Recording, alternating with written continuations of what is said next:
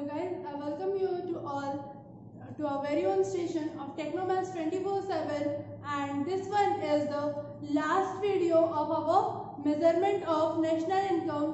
In our previous video we have learned about the methods and we have also solved the numericals on all the methods, and this is the theoretical part of our measurement of national income, which also is as important as numerical. So in this our first topic is national income at current price at national income at constant price. So first of all we will know that what is the national income at current price. So it refers to the value of goods and services produced in a measured year and produced and measured in a current year. Means the goods and services which are produced in during the year that they are measured at the current price of that year. National income in current year में क्या होता है कि हमारे जो भी goods and services, जो भी प्रोडक्टिव वर्क हमने एक ईयर में किया एक इकोनॉमी के अंदर, उस ईयर का जो करंट प्राइस है उसके थ्रू हम नेशनल इनकम को फाइंड आउट करते हैं और इसे हम नॉमिनल नेशनल इनकम भी कहते हैं. जस्ट लाइक कि सपोज हमने 5000 गुड्स प्रोड्यूस किए 10 रुपीज के रेट से, तो हमारा कितना हो गया, जीडीपी हमारी हो गई 50,000. यानी कि हमारी जो नेशनल इनकम थी, हमारी नेशनल इनकम कितनी हो गई 50,000. हमने इतने गुड्स मैन्युफैक्चर किए इस रेट से और हमारी नेशनल इनकम हमें क्या मिल गई 50,000. But national income at constant price में क्या होता है, it refers to the value of goods and services produced in a year measured at constant price. यानी कि इसमें हम करंट प्राइस पे मेजर नहीं करते, कांस्टेंट प्राइस पे मेजर करते. तो हमारी कांस्टेंट प्राइस क्या होती है, यानी कि हम इसमें बेस ईयर पे हमारी प्राइस को मेजर करते हैं. तो अब फर्स्ट ऑफ ऑल ये बेस ईयर क्या है, तो बेस ईयर हमारा वो ईयर होता है जिसमें कोई भी नेचुरल क्लैमिटी ना आई हो. फ्लड, अर्थक्वेक, ड्रॉट, ये सारी चीजें जब हम होती है हमारे एनवायरमेंट में, इकोनॉमी में, तो क्या होता है, प्राइस फ्लक्चुएट करते हैं, या तो बहुत हाई हो जाते हैं या तो रिड्यूस हो जाते हैं. तो इस वजह से हम क्या करते हैं, बेस ईयर से कैलकुलेट करते हैं, यानी कि जो ईयर में हमारी कोई भी नेचुरल कैलेमिटी नहीं आई थी. सो यहाँ पे सपोज मान लीजिए कि हमने यहाँ भी 5000 का ही प्रोडक्शन किया, यहाँ भी हमने 5000 का ही प्रोडक्शन किया, बट हमारे बेस ईयर की जो प्राइस थी वो कितनी थी 5 रुपीज थी. तो हमें कितना हुआ, यहाँ पे मिला सिर्फ 25,000. हमारी नेशनल इनकम कितनी हो गई 25,000. यानी कि टोटल हमारा इसमें हाफ का चेंज आ गया. हमारी यहाँ पर नेशनल इनकम हमें कितनी मिली 50,000, यहाँ नेशनल इनकम कितनी हुई 25,000. ओके, तो डायरेक्ट हाफ का फर्क आ गया. हमारी जीडीपी को हमें फायदा किसमें है, इसमें है, बट ये हमारी रियल नेशनल इनकम होती है. क्यों, क्योंकि अगर हमें अपने आप को चेक करना है कि हमारी इकोनॉमी कैसी जा रही है, तो हमें कांस्टेंट प्राइस पे हमारी नेशनल इनकम को फाइंड आउट करना चाहिए, ना कि करंट प्राइस पे. क्योंकि हमें क्या चाहिए कि हमने कितना मैन्युफैक्चर किया.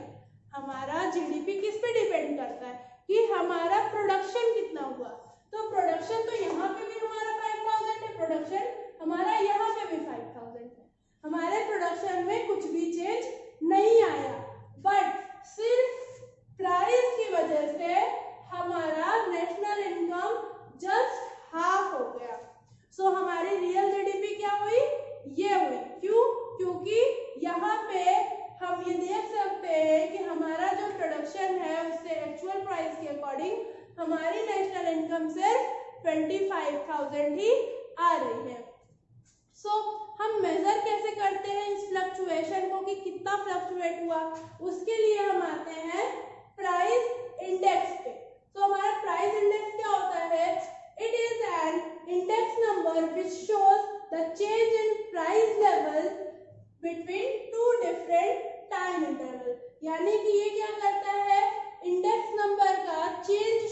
करता है किसमें, 2 टाइम इंटरवल में, यानी कि हमारे करंट ईयर में और हमारे बेस ईयर में जो इंटरवल है उसको कौन शो करता है, प्राइस इंडेक्स। तो हमारा प्राइस इंडेक्स का फॉर्मूला क्या होता है, national income eight current price upon national income at constant price into 100। अगर हम इस फॉर्मूले को इस एग्जांपल के थ्रू देखें तो हमारा क्या हो जाएगा, करंट प्राइस हमारा कितना आया 50,000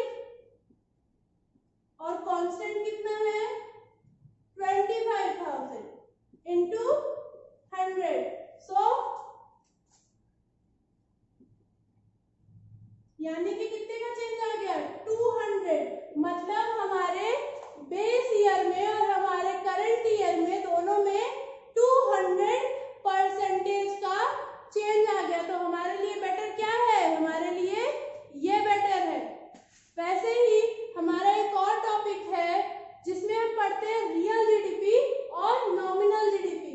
तो उसमें क्या हो जाएगा, ये हमारा नॉमिनल नेशनल इनकम है, यानी कि हमारी नॉमिनल जीडीपी क्या हो गई, ये हो गई हमारी नॉमिनल जीडीपी और ये हो गई हमारी रियल जीडीपी। क्यों, क्योंकि इसमें भी हम वही सेम पॉइंट लेंगे कि जीडीपी यानी कि ग्रॉस डोमेस्टिक प्रोडक्शन। तो यानी कि प्रोडक्शन तो यहाँ पे भी उतना ही था और प्रोडक्शन यहाँ पे भी उतना ही था, लेकिन प्राइस की वजह से हमें जस्ट हाफ चेंज देखने को मिला। तो इसलिए क्या होगा, ये हमारी रियल जीडीपी होगी और ये हमारी नॉमिनल जीडीपी होगी।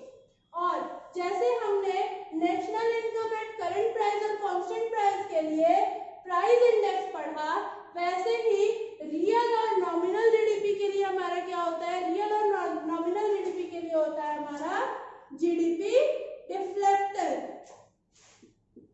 GDP deflector. और ये जीडीपी डिफ्लेक्टर भी क्या करता है, ये दोनों जीडीपी के बीच में जो चेंज आया उसे शो करता है। सो यहाँ और फॉर्मूले में हमारा क्या हो जाएगा, फॉर्मूला जस्ट हमारा इतना चेंज होगा, GDP deflector is equal to GDP at current price and GDP at nominal price. So क्या हो जाएगी हमारी GDP at current price 50,000, GDP at nominal price 50,000 और रियल 25,000। तो हमारा ये भी कितना आएगा 200%। And this was the topic about national income at current price and constant price, and we also studied real and nominal GDP and now we will go through our last topic of this video, in which we will study about the GDP and welfare and green GNP. So this is our next topic, which is GDP and welfare. So GDP and welfare. So GDP presents the picture of entire economic system. यानी कि हमारे जो economy की entire system होती है, economic condition होती है, उसे कौन प्रेजेंट करता है, हमारी जीडीपी प्रेजेंट करती है।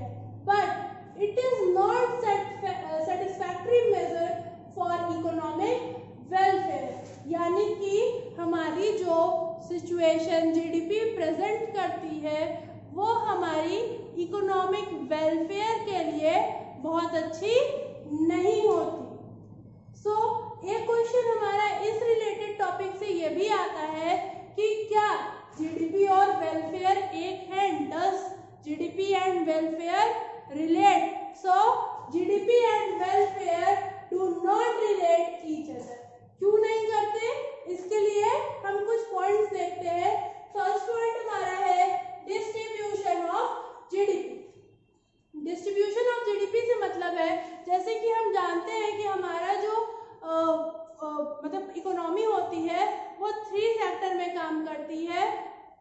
Primary, secondary and tertiary. पहला हमारा होता है प्रोडक्शन सेक्टर, सेकेंड हमारा होता है इंडस्ट्रियल सेक्टर एंड थर्ड हमारा होता है टर्शरी यानी कि सर्विस सेक्टर। सो इसमें क्या होता है कि अगर हमारा मोस्ट ऑफ द प्रोडक्शन सिर्फ एक सेक्टर से भी आ रहा है और हमारी जीडीपी इंक्रीज कर रही है तो वो हमारी जीडीपी के लिए अच्छा है। But considering to welfare, welfare ये कहता है कि तीनों सेक्टर से इक्वली ही अमाउंट आना चाहिए क्योंकि तीनों सेक्टर एक इकोनॉमी के लिए जरूरी है। यानी कि जीडीपी के लिए तो किसी भी सेक्टर से आए प्रोडक्शन उसके लिए कोई प्रॉब्लम नहीं है, बट वेलफेयर में ये अच्छा नहीं है। सेकंड आता है हमारा चेंज इन प्राइस। अब चेंज इन प्राइस कैसे इफेक्ट करता है, यानी कि हमारा जब जनरल प्राइस लेवल इंक्रीज हो जाए यानी कि किसी भी गुड्स का जनरल प्राइस लेवल इंक्रीज हो जाए लेकिन उसका फिजिकल लेवल इंक्रीज ना हो। जैसे कि सपोज हम 1 लीटर की अगर वाटर बॉटल लेते हैं, उस वाटर बॉटल का कॉस्ट पहले 20 रुपीज था, अब मान लीजिए 25 रुपीज हो गया, तो उसका जनरल प्राइस लेवल तो बढ़ गया बट फिजिकल वो है तो 1 लीटर की, पहले भी 1 लीटर की थी अभी भी 1 लीटर की है, तो उसका जो था फिजिकल लेवल नहीं इंक्रीज हुआ। तो ये क्या है, ये हमारे जीडीपी के लिए तो अच्छा है क्योंकि हमारी इकोनॉमी में पैसा है, बट हमारे वेलफेयर के लिए ये अच्छा नहीं है। नेक्स्ट हमारा आता है नॉन मॉनेटरी एक्सचेंज। तो नॉन मॉनेटरी एक्सचेंज मतलब ऐसी चीजें, ऐसे सर्विसेज जिसमें कि हम मनी का एक्सचेंज नहीं करते। जैसे कि अगर हमारी मदर हमारे घर में हमारे लिए फूड कुक कर रही है तो वो क्या है, वो हमारे लिए, उसके लिए हमें पैसा उन्हें नहीं पे करना, तो वो क्या है, नॉन मॉनेटरी एक्सचेंज। तो ये हमारे, या फिर हम किसी की हेल्प करते हैं, किसी गरीब को खाना देते हैं, तो वो सब क्या है, नॉन मॉनेटरी एक्सचेंज। तो ये हमारे वेलफेयर के लिए तो अच्छा है, हम किसी की हेल्प कर रहे हैं तो वेलफेयर से ये अच्छा है, बट हमारे जीडीपी के लिए ये अच्छा नहीं है क्योंकि हमारे जीडीपी में इससे कोई फर्क नहीं पड़ता कि आप किसी की हेल्प करो ना करो, वहां पे हमें सिर्फ प्रोडक्शन से मतलब होता है। फिर आता है हमारा एक्सटर्नलिटीज। एक्सटर्नलिटीज मतलब ऐसी चीजें हो गई जैसे कि जिसके लिए हमें कोई भी फाइन, कोई भी चीज मतलब पनिशमेंट नहीं मिलती। जैसे कि सपोज हम फैक्ट्री, हमारी फैक्ट्री है तो उस फैक्ट्री से जो केमिकल्स रिवर में डंप होते हैं या फिर जो धुआं निकलता है उससे क्या होता है, हमारी इन्वायरमेंट खराब होती है, बट उसके लिए हमें कोई भी फाइन या कोई पनिशमेंट नहीं मिलती। तो वो क्या है, उसके लिए हम कोई पनिशेबल चार्ज नहीं किया जा सकता, तो वो हमारे जीडीपी को इफेक्ट नहीं करता लेकिन हमारे वेलफेयर को वो इफेक्ट करता है। नेक्स्ट हमारा आता है रेट ऑफ पॉपुलेशन ग्रोथ। यानी कि अगर हमारी पॉपुलेशन की ग्रोथ बहुत ज़्यादा है और जीडीपी की ग्रोथ उससे कम है तो इससे हमारी जीडीपी को कोई फर्क नहीं पड़ेगा। जीडीपी क्या होगी, पर पर्सन के अकॉर्डिंग जीडीपी और कम हो जाएगी, बट हमारे वेलफेयर को इससे बहुत इफेक्ट पड़ेगा क्योंकि अगर हम अभी ये कहते हैं कि पर 1000 पीपल पे अगर हम 10 kg ऑफ फूड मान के चलते हैं और अगर हमारी पॉपुलेशन बढ़ जाती है तो वो क्या होगा, रिड्यूस होके सपोज अगर हमारी पॉपुलेशन 10,000 से 5,000 हो गई और हमारा जो जीडीपी था वो रिड्यूस होके 10 kg पर फूड से हमारा अगर जीडीपी 7 पे 8 पे आ जाता है तो क्या होगा, उससे जीडीपी को कोई फर्क नहीं पड़ा लेकिन उससे फर्क पड़ेगा वेलफेयर को क्योंकि पर ह्यूमन के लिए जो नीड्स है वो सेटिस्फाई नहीं हो पाएंगी। तो ये हमारे कुछ पॉइंट्स हैं जिससे कि हम ये देख सकते हैं कि हमारी जो जीडीपी है और हमारा जो वेलफेयर है ये दोनों एक दूसरे से बिल्कुल रिलेट नहीं करता क्योंकि जीडीपी वो शो करता है जो हमारी करंट की इंटायर कंडीशन है, बट हमारा वेलफेयर वो शो करता है जो हमारी इकोनॉमी के लिए बेनिफिशियरी है। लास्ट पॉइंट पे आते हैं हमारा ग्रीन जीएनपी। तो हमारा ग्रीन जीएनपी क्या होता है, हमारा green GNP it is measured as national income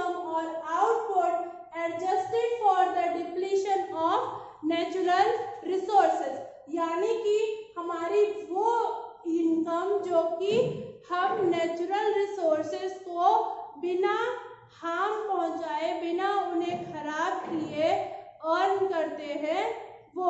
जैसे कि सपोज हमारी मंथली इनकम 1 लाख रुपीज है, लेकिन हम अगर ऐसा काम कर रहे हैं जिससे कि मान लीजिए 10,000 का हम एनवायरमेंट का लॉस कर रहे हैं, तो उस अमाउंट को निकाल के जो हमारी बाकी अमाउंट बचती है, यानी कि जो फिर हमारा 90,000 बचेगा, वो हमारा क्या हो जाएगा, वो हमारा ग्रीन जीएनपी इनकम हो जाएगी, यानी कि ग्रीन ग्रॉस नेशनल इनकम हो जाएगी, जिसमें कि हमने ऐसी इनकम की जिससे हमारे नेचर को कोई भी हार्म, कोई भी नुकसान नहीं हुआ। तो ये था हमारा मेजरमेंट ऑफ नेशनल इनकम का हमारा लास्ट वीडियो, जिसमें हमने national income eight current price, constant price, GDP, real GDP, nominal GDP और हमारा जीडीपी वेलफेयर और ग्रीन जीएनपी पढ़ा। ये हमारा चैप्टर यहीं खत्म होता है। अब हम मिलेंगे नेक्स्ट चैप्टर में, जो कि हमारा है money and supply of money. Thank you and keep